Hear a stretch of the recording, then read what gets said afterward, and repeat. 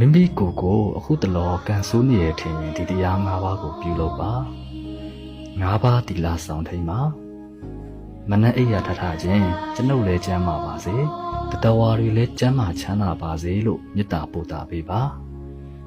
နေ့စဉ်ဘုရားရှိခိုးတဲ့အကျင့်လေးတစ်ခုထားပါစိတ်ထဲကဖြစ်ဖြစ်နှုတ်ကပဲဖြစ်ဖြစ်ဘုရားစာတစ်ခုခုကိုအမြဲတမ်းညွှန်နေပါကိုယ်ရဲ့တစ်နေ့တာလုံးမှာအကုသိုလ်နေပါအောင်နေပါမိမိကိုယ်ကိုအခုတလောကန်ဆိုးနေရထင်ရင်ဒီတရား၅ပါးကိုပြုလုပ်ပါ၅ပါးသီလဆောင်ထိန်ပါ